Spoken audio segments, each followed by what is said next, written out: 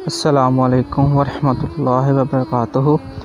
میرے پیارے دوستوں، بزرگوں، میرے بھائیوں، سب سے پہلے تو میں آپ سب کا بہت زیادہ شکر گزار ہوں کہ آپ سب نے میرے اسلامی چینل کو بہت زیادہ پیار دیا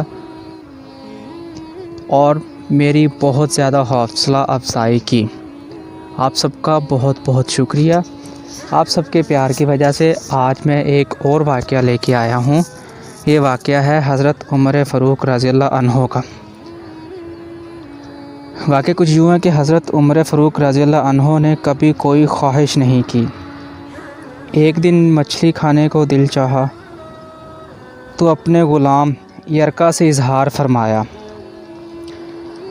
یرکا جو تھا وہ آپ کا بڑا وفادار غلام تھا۔ ایک دن آپ نے فرمایا، یرکا آج مچھلی کھانے کو دل کرتا ہے، لیکن مسئلہ یہ ہے 8 میل دور جانا پڑے گا، دریا کے پاس سے مچھلی لینے اور 8 میل واپس آنا پڑے گا۔ پھر آپ نے فرمایا، یا رہنے دو، نہیں کھاتے۔ ایک چھوٹی سی خواہش کے لیے اپنے آپ کو اتنی مشقت میں ڈالنا اچھا نہیں لگتا کہ 8 میل جانا اور 8 میل واپس آنا۔ صرف میری مچھلی کے لیے چھوڑو یرکا، رہنے دو۔ اگر قریب سے ملتی تو اور بات تھی۔ غلام کہتا ہے، میں کئی سالوں سے آپ کا خادم تھا، لیکن کبھی آپ نے کوئی خواہش ہی نہیں کی تھی، پر آج جب آپ نے خواہش کی تو میں نے دل میں خیال کیا کہ حضرت عمر فاروق نے پہلی مرتبہ خواہش کی ہے اور میں پوری بھی نہ کروں، ایسا کیسے ہو سکتا ہے؟ غلام کہتا ہے، جناب عمر رضی اللہ تعالیٰ عنہ ظہر کی نماز پڑھانے گئے تو مجھے معلوم تھا کہ ان کے پاس کچھ مہمان آئے ہوئے ہیں، عصر ان کی وہیں ہو جائے گی۔ غلام کہتا ہے کہ میں نے حضرت عمر رضی اللہ تعالیٰ عنہ کے پیچھے نماز پڑھی اور 2 رکعت سنت نماز پڑھ کے میں گھوڑے پر بیٹھا۔ گھوڑا جو تھا وہ عربی نسل کا گھوڑا تھا۔ عربی نسل کا گھوڑا تھا۔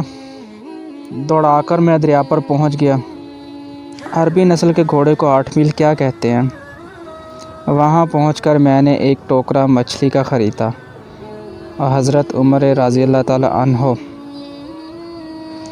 کی عصر کی نماز ہونے سے پہلے میں واپس بھی آ گیا اور گھوڑے کو میں نے ٹھنڈی چھاؤں میں باندھ دیا تاکہ اس کا جو پسینہ ہے نا وہ خشک ہو جائے اور کہیں حضرت عمر فاروق دیکھ نہ لیں۔ غلام کہتا ہے کہ گھوڑے کا پسینہ تو خشک ہو گیا، پر پسینے کی وجہ سے گرد و غبار گھوڑے پر جم گیا، جو واضح نظر آ رہا تھا کہ گھوڑا کہیں سفر پہ گیا تھا۔ پھر میں نے سوچا کہ حضرت عمر فاروق رضی اللہ تعالیٰ عنہ کہیں دیکھ نہ لیں۔ پھر میں جلدی سے گھوڑے کو کنویں پر لے گیا اور اسے جلدی سے غسل کرایا اور اسے لا کر چھاؤں میں باندھ دیا۔ جب ہماری خواہشات ہوتی ہیں تو کیا حال ہوتا ہے، لیکن سوچیں یہ خواہش پوری کر کے ڈر رہے ہیں کیونکہ ضمیر ان کا زندہ ہے۔ زندہ ضمیر کی نشانی دیکھیں۔ فرماتے ہیں، جب عصر کی نماز پڑھ کے حضرت عمر فاروق آئے تو میں نے بھی نماز ان کے پیچھے پڑھی تھی۔ گھر آئے تو میں نے کہا، حضور اللہ، میں نے آپ کی خواہش پوری کر دی ہے۔ فرمایا، کیا؟ آپ نے فرمایا، مچھلی کا بندوبست ہو گیا ہے اور بس تھوڑی دیر میں مچھلی پکا کے پیش کرتا ہوں۔ کہتا ہے، میں نے یہ لفظ کہے تو جناب عمر فاروق رضی اللہ تعالیٰ عنہ اٹھے اور گھوڑے کے پاس چلے گئے۔ گھوڑے کی پشت پہ ہاتھ پھیرا، اس کی ٹانگوں پہ ہاتھ پھیرا اور پھر اس کے کانوں کے پاس گئے اور گھوڑے کا پھر ایک کان اٹھایا اور کہنے لگے، یرکا تو نے سارا گھوڑا تو دھو دیا، لیکن کانوں کے پیچھے سے پسینہ صاف کرنا تھا، وہ تو تجھے یاد ہی نہیں رہا، اور یہاں تو پانی بھی ڈالنا بھول گیا۔ حضرت عمر رضی اللہ تعالیٰ عنہ گھٹنوں کے بل زمین پر بیٹھ گئے اور کہنے لگے،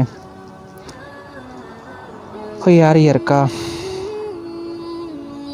ادھر تیری وفا میں مجھے کوئی شک نہیں، ادھر آ، تیری وفا میں مجھے کوئی شک نہیں، اور میں کوئی زیادہ نیک آدمی بھی نہیں ہوں، کوئی پرہیزگار بھی نہیں ہوں۔ میں تو دعائیں مانگتا ہوں، اے اللہ میری نیکیاں اور بدکاریاں برابر کر کے مجھے معاف فرما دے۔ میں نے کوئی زیادہ تقوی اختیار نہیں کیا۔ اور بات کو جاری رکھتے ہوئے فرمانے لگے، یار یرکا ایک بات تو بتا، اگر یہ گھوڑا قیامت کے دن اللہ کی بارگاہ میں فریاد کرے کہ یا اللہ، عمر نے مجھے اپنی خواہش پوری کرنے کے لیے 16 میل کا سفر طے کرایا، اے اللہ میں جانور تھا، میں بے زبان تھا، 16 میل کا سفر ایک خواہش پوری کرنے کے لیے، تو پھر یرکا تو بتا، میرے جیسا وجود کا کمزور آدمی مالک کے حضور گھوڑے کے سوال کا جواب کیسے دے گا؟ یرکا کہتا ہے، میں اپنے باپ کے فوت ہونے پر اتنا نہیں رویا تھا جتنا آج رویا۔ میں تڑپ اٹھا کہ حضور، یہ والی سوچ، یہاں تو لوگ اپنے ملازم کو نیچا دکھا کر اپنا افسر ہونا ظاہر کرتے ہیں۔ غلام رونے لگا۔ حضرت عمر فاروق رضی اللہ تعالیٰ عنہ کہنے لگے، اب اس طرح کر کہ گھوڑے کو تھوڑا چارہ اضافی ڈال دے، اور یہ جو مچھلی لے کے آئے ہو نا، اسے مدینے کے غریب گھروں میں تقسیم کر دو، اور انہیں یہ مچھلی دے کر کہنا کہ تیری بخشش کی بھی دعا کریں اور عمر کی معافی کی بھی دعا کریں۔ سبحان اللہ!